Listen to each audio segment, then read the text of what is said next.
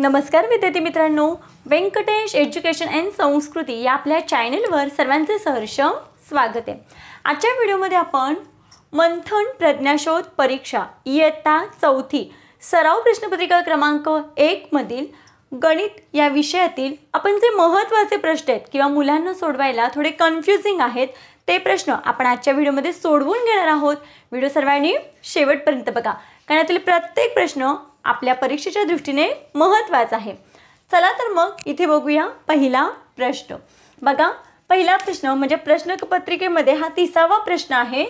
751 हे अंक कमीत कमी एकदा वापरून मिळणाऱ्या लहानात लहान 4 अंकी संख्येतून 3 अंकी सर्वात लहान संख्या वजा केल्यास कोणती संख्या येईल। प्रश्न आहे, पर्याय दिलेले आहेत, उत्तर आपल्याला काढायचं आहे। बघा, प्रश्न एकदा नाही समजला तर 2 वेळा वाचा। काय सांगितले, 751 हे अंक कमीत कमी एकदा वापरून, मग हे तर आहे 3च अंक आणि आपल्याला कमीत कमी एकदा वापरायचं म्हणजे आपण एखादा अंक डबल वापरू शकतो। मग बघा, वापरून मिळणाऱ्या लहानात लहान 4 अंकी संख्येतून, मग याच्यापासून लहानात लहान 4 अंकी संख्या आपल्याला तयार करायची आहे। मग हे तर आहेत अंक 3 आणि आपल्याला अजून एका अंकाची गरज आहे। मग इथे काय करायचं, लहानात लहान सांगितले म्हणून मग जो लहान अंक आहे तो आपण काय करायचा आहे, 2 वेळा लिहायचा आहे। त्याच्यानंतर आहे 5 आणि मग हा 7। बघा, या पद्धतीने आपण हा अंक तयार केला। त्याच्यातून काय सांगितले, 3 अंकी सर्वात लहान संख्या। मग 3 अंकी सर्वात लहान संख्या कोणती आहे, तर आपल्याला माहिती आहे 99 ही 2 अंकी संख्या आहे सगळ्यात मोठी आणि 99च्या पुढे 100, 100 पासून 3 अंकी संख्या सुरू होतात। मग 100 ही काय आहे, लहानात लहान 3 अंकी संख्या आहे। त्यांची वजाबाकी करायला सांगितले। मग बघा, 7तून 0 गेले 7, 5तून 0 गेले 5, 1तून 1 गेला 0, 1शी 1। मग आपलं उत्तर काय आलंय, 1057। मग असं उत्तर कोणत्या पर्यायामध्ये आहे, तर बघा पर्याय क्रमांक 3 मध्ये। म्हणून इथे आपल्या या प्रश्नाचं उत्तर आहे पर्याय क्रमांक 3, 1057। बघा, समजला का हा सगळ्यांना प्रश्न? समजला असेल तर कमेंटमध्ये नक्की सांगा। तुमचे जरी काही प्रश्न असतील प्रश्नपत्रिकेतले किंवा अदरवाईज कुठल्याही स्पर्धा परीक्षेतले, तर तुम्ही मला नक्की कमेंटमध्ये प्रश्न टाका। मी त्याचं नक्कीच एखादा व्हिडिओ करेन आणि तुमच्या प्रश्नांची उत्तरं देईन।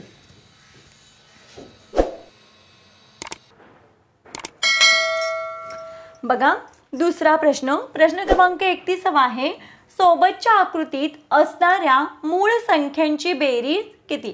मग इथे बघा, आपल्याला गोलामध्ये मूळ संख्या दिलेल्या आहेत, नाही म्हणजे संयुक्त संख्या पण आहेत आणि मूळ संख्या पण आहेत। मग त्यातल्या आपल्याला मूळ संख्या ओळखायच्या आहेत आणि त्यांची आपल्याला बेरीज किती येईल ते आपल्याला या प्रश्नामध्ये सांगायचं आहे। मग बघा, त्यासाठी आपल्याला मूळ संख्या पाठ असणं गरजेचं आहे की नाही। मग बघा, आता याच्यामध्ये बघा 81, 93 ह्या संयुक्त संख्या आहेत। 67 काय आहे, मूळ संख्या आहे। 89 पण काय आहे, मूळ संख्या आहे। 91 संयुक्त संख्या आहे। 47 मूळ संख्या आहे। आता मूळ संख्या म्हणजे काय, तर ज्या संख्या ना फक्त 2च विभाजक असतात, म्हणजे ती स्वतः एक संख्या आणि एक हा अंक, म्हणजे 1 आणि ती स्वतः संख्या असे 2च विभाजक असतात, त्यांना आपण काय म्हणतो, मूळ संख्या म्हणतो। मग बघा, 45, 69 या सगळ्या बाकीच्या संख्या कशा आहेत, संयुक्त संख्या आहेत, म्हणजे त्यांचे अनेक विभाजक आहेत की नाही। मग एवढ्याच या गोलामध्ये एवढ्याच आपल्याला मूळ संख्या दिलेल्या आहेत, त्यांची बेरीज करूया आपण। मग बघा, आता 9 आणि 6, 7 अधिक 9 यांची बेरीज येते 16 आणि 16च्या पुढे जर आपण हे 7 मोजले तर किती येते बेरीज, 23 येते। मग बघा, हातचा आला 2 आणि इथे हात खाली 3। आता बघा, हे 4, हे 6 आणि हे 2 8, 8 आणि 8 16, 16 आणि हे 4 किती झाले, 20। मग आपलं उत्तर किती आलं, 203। मग बघा बरं, पर्याय क्रमांक 1 मध्ये 203 आहे, म्हणून इथे आपल्या या प्रश्नाचं उत्तर आहे 203। पुढचा प्रश्न बघूया आपण।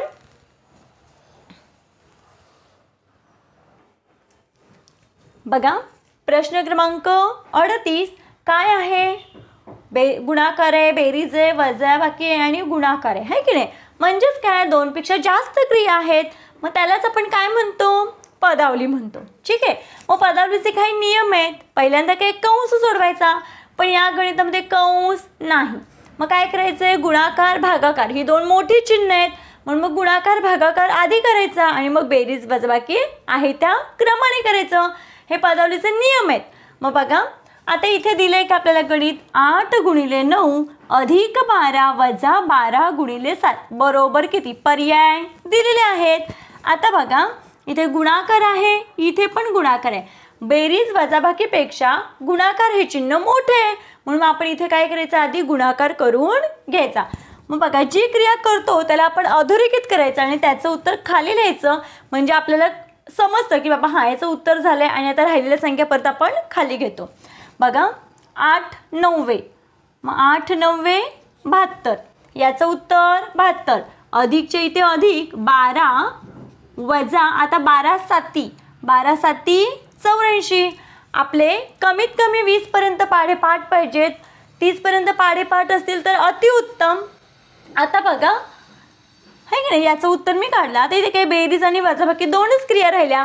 मग आता काय करायचं, बेरीज आणि वजाबाकी ह्या एका घरातल्या आहेत, मग ज्या क्रमाने आल्यात त्या क्रमाने सोडवून घ्यायचं.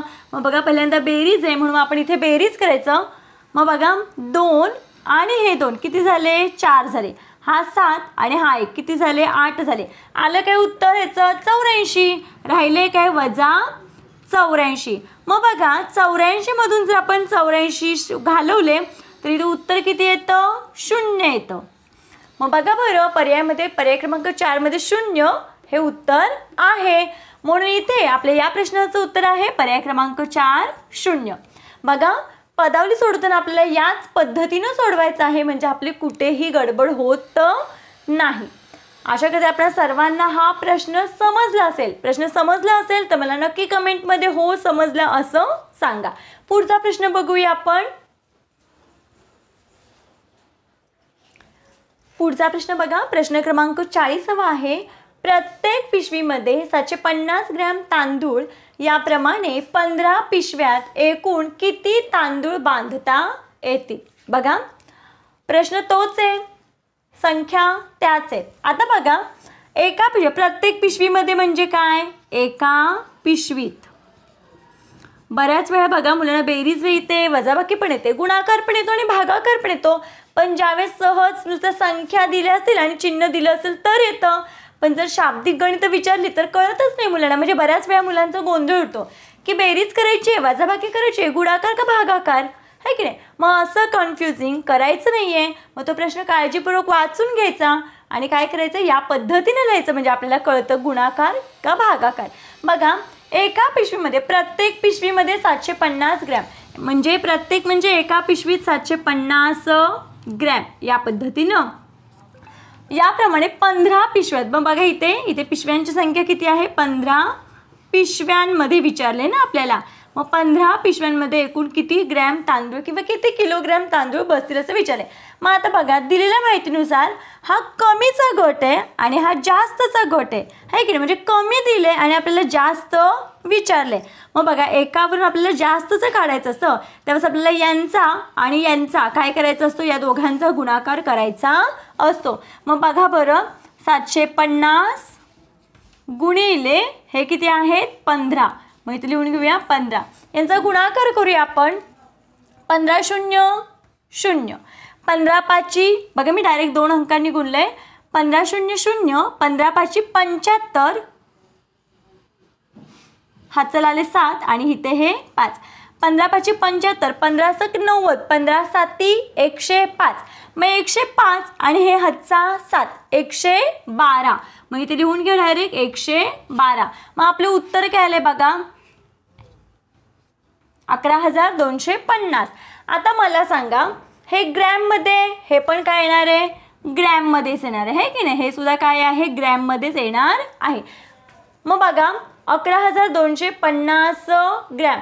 बघा इथे पण तेच आहे आणि इथे पण तेच अंक आहेत, पण इथे ग्रॅम आहे आणि इथे किलोग्रॅम आहे. जर असं असतं बघा इथे 11,250 किलोग्रॅम तर किलोग्रॅम जमलं असतं, आहे की नाही. पण इथे पॉईंट आहे का, इथे पॉईंट आहे का किंवा इथे आहे का, नाही. मग इथे काय योग्य उत्तर काय हे ग्रॅममध्ये आहे. 11,250 ग्रॅममध्ये आहे, म्हणून मग इथे आपल्या या प्रश्नाचं उत्तर आहे पर्याय क्रमांक 2 ग्रॅम हे योग्य आहे। बघा या पद्धतीचे प्रश्न आपल्याला या पद्धतीने सोडवायचे आहेत। पुढचा प्रश्न बघूया आपण। पुढचा प्रश्न बघा, भारत इंग्लंड संघातील कबड्डीचा सामना 11:25 सुरू झाला आणि मध्यान्नोत्तर 5:45 संपला, तर कबड्डीचा सामना किती वेळ चालला? पर्याय दिलेले आहेत। खूप सोपा प्रश्न आहे। सामना सुरू कधी झालाय? 11:25 म्हणजे सकाळी, बघा सकाळी 11:25 सुरू झालाय आणि संपलाय कधी? मध्यान्नोत्तर म्हणजे दुपारी, दुपारी 12च्या नंतर आहे की नाही। मध्यान्ह म्हणजे दुपारी 12 आणि मध्यान्नोत्तर म्हणजे दुपारी 12च्या नंतर। किती? 5:45। मग हे संध्याकाळचे 5:45 हे दुपार नंतर आहे, दुपार नाही, दुपार नंतर। ठीक आहे। मग आता आपल्याला काय करायचं, किती वेळ सामना चालू होता हे विचारले। मग बघा 11:25 झालेत। आपल्याला माहिती आहे एका घड्याळामध्ये किती मिनिटं असतात? 60 मिनिट असतात। मग बघा हे 25 मध्ये 5 ॲड केले तर 30 झाले आणि वरचे 30 असे किती? हे 35 मिनिटं। म्हणजे 60 मधून तुम्ही 25 मिनिटं वजा करा, किती? 35 मिनिटं। म्हणजे अजून 35 मिनिटं, सॉरी हां, अजून 35 मिनिटांनी याच्यामध्ये किती वाजतील घड्याळामध्ये? 11:25 35 मिनिटं पुढे गेलं तर किती? 12 वाजतील। ठीक आहे। हे 25 मिनिटं। 12च्या पुढून बघा ह्या 1 5 पर्यंत 12, 12च्या नंतर 1 2 3 4 आणि हा 5। मग किती तास? 1 2 3 4 5। हे किती तास? 5 तास। ठीक आहे। मग आपण इथे लिहून घेऊया आधी 5 तास आणि हे वरचे 45 मिनिटं। 5:45 सामना संपलाय। मग या काय करूयाची? मिनिटांची बेरीज करूया। 5 आणि 5 10, हातचा आला 1, 4 आणि 3 7, 7 आणि 1 8, किती झाले? 5 तास। बघा 5 तास 80 मिनिटं। पण आपण कधी असं ऐकलंय का की घड्याळामध्ये 80 मिनिटं झालेत? नाही झालेत। मग काय करायचं? घड्याळ 60 मिनिटांचं असतं। मग 60 मिनिटं झाली म्हणजे 1 तास होतो। मग या 80 मिनिटातून आपल्याला 60 मिनिटं वजा करायची आहेत। मग बघा इथे वजा, 0तून 0 गेले 0, 8तून 6 गेले 2 राहिले। हा जो 60 मिनिटं, बघा 1 तास म्हणजे 60 मिनिटं। मग 1 तास म्हणजे जर 60 मिनिटं असेल तर 60 मिनिटं म्हणजे पण 1 तास आहेच ना। मग हे वजा केलेले 60 आहेत म्हणजेच 1 तास इथे तासामध्ये काय करायचा? मिळवायचा। मग 5 आणि हा 1 6 तास। मग बघा सामना 6 तास 20 मिनिटे चालला। मग बघा बरं पर्याय क्रमांक 3 मध्ये 6 तास 20 मिनिटे हे उत्तर आहे। म्हणून इथे या प्रश्नाचं आपलं उत्तर आहे पर्याय क्रमांक 3।